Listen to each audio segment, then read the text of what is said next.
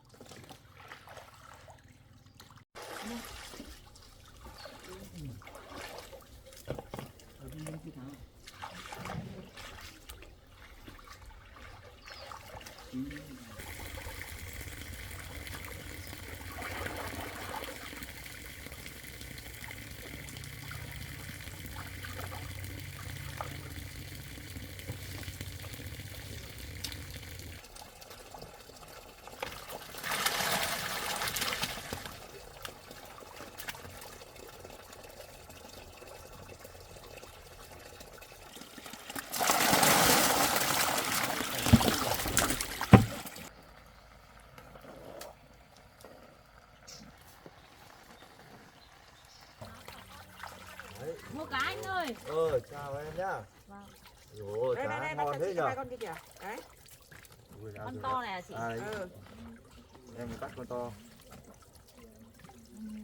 Em bắt hai con to luôn à? Ừ. Đấy. Còn anh bắt con nào thì bắt luôn. Đấy, tí anh bắt cái loại Tí kia, em nó bắt. con to anh bắt kia rồi. Lanh tải Đây. Đấy. Bắt núp con to kìa nữa kìa. Rồi.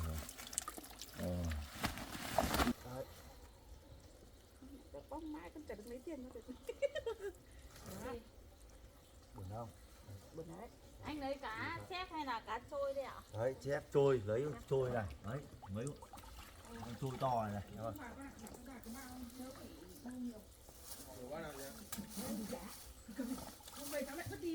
Bắt trôi anh ra anh treo xe xong rồi anh mang tiền trả nhá. Xong bắt ít, anh cứ bắt hai con trôi xong vào.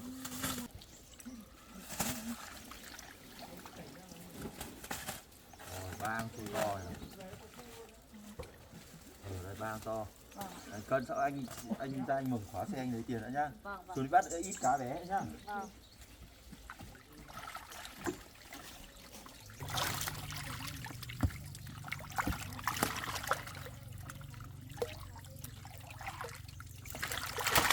Và mấy cái cá chép con nhá.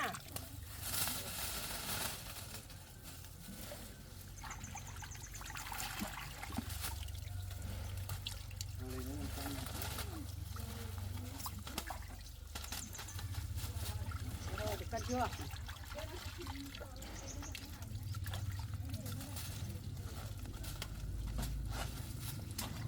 Anh ra ngoài đấy. Mua. Vâng, bà mua ạ. Mấy chục? 60 ạ. Đấy.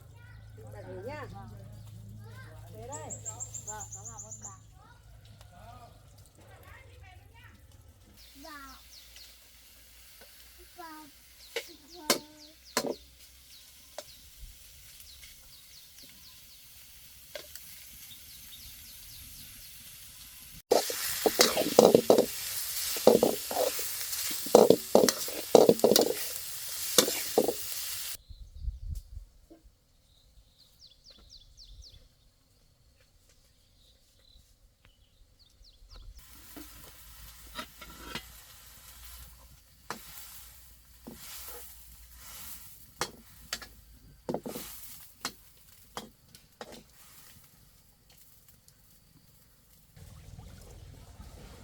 Anh xuống mua cá. Cá đây anh mang trả tiền cái cá trôi nãy. Vâng. Bây giờ cá trôi nãy đây anh trả tiền cá trôi nãy nhá. Bây giờ bắt cho anh 3 cân cá chép bé nữa.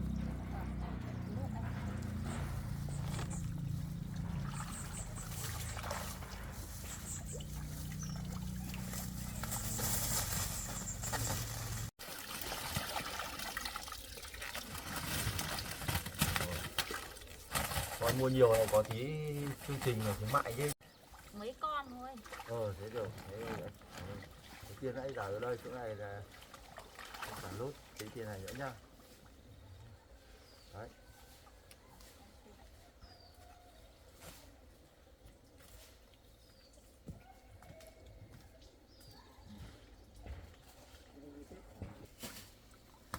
Mua cá đi chị. Có cái gì đấy em ơi? Cá chép, cá trôi ạ. Có bác cho chị cân cá chép rồi.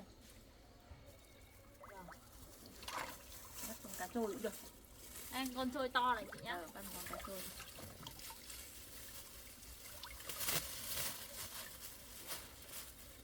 $50.000 ạ. Có mang tiền đi không đấy?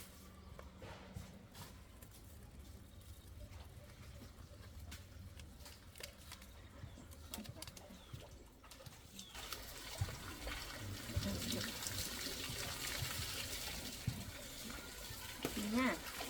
Về đây. Chị.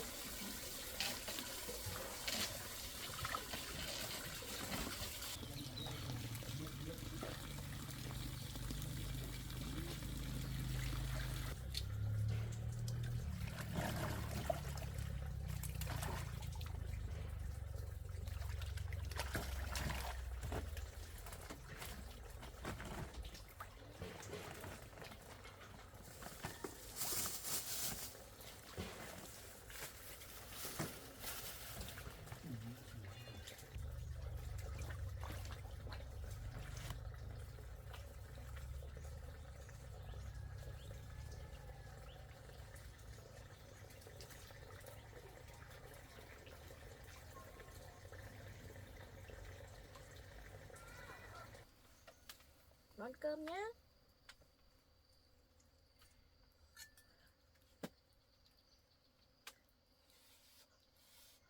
Rồi đây đây đây.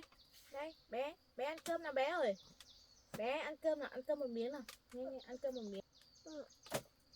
Đây này không bón được. Nào nào, ăn một miếng nào, ăn một miếng nào. Nhanh nhanh nhanh.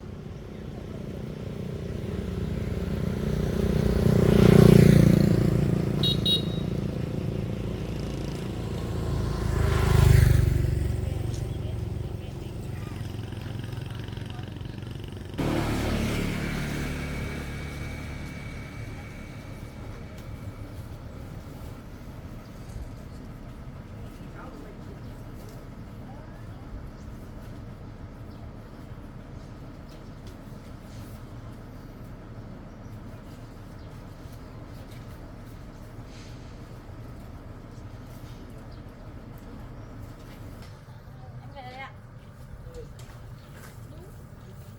Anh ơi, nhà anh có cái xe lăn này à? Anh có bán không ạ? Em cần xe lăn này ạ? Vâng, thì em đi lại không đi được thì em muốn mua cái xe lăn. Em cần anh đẩy cho đây. Bao nhiêu tiền thế anh? Cho em lấy 500.000 nhé.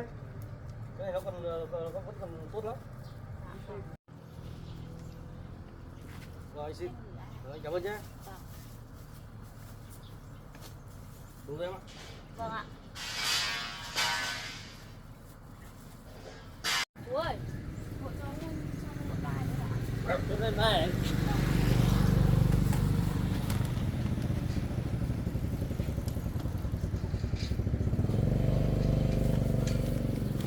Ui thì nặng đau để đấy. Cảm ơn Được chú ạ. chưa? Rồi ạ.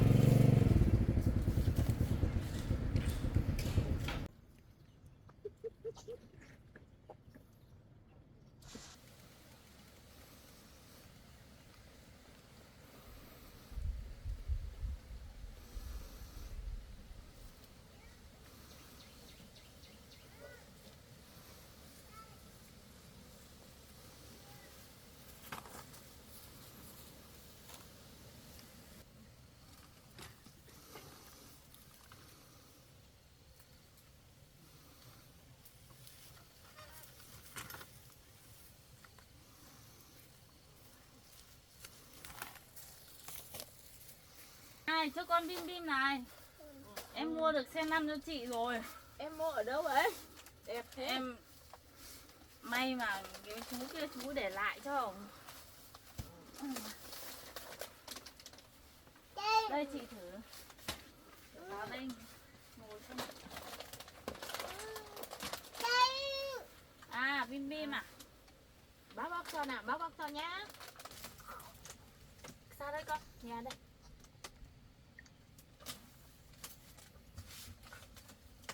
Một hai bạn. Yeah.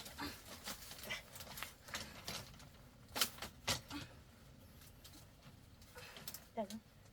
Để cho chị. Được rồi em ạ. Để em chỉnh. Đây để chị khác chỉnh. Chỉnh được mà. Được không? Được rồi.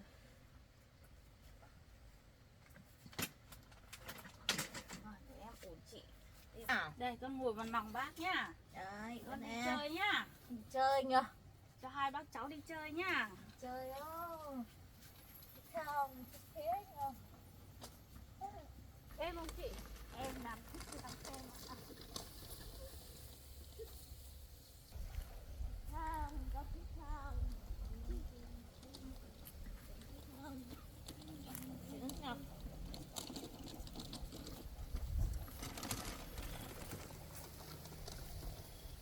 Em nhờ chị nhờ.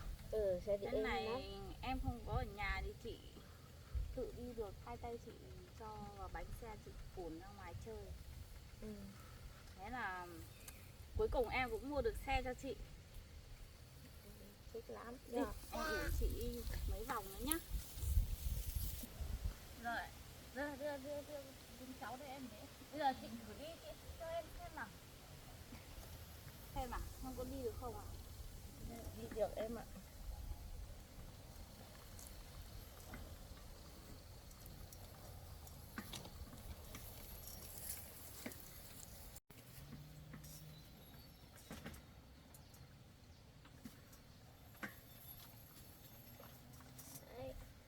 xuống nhé.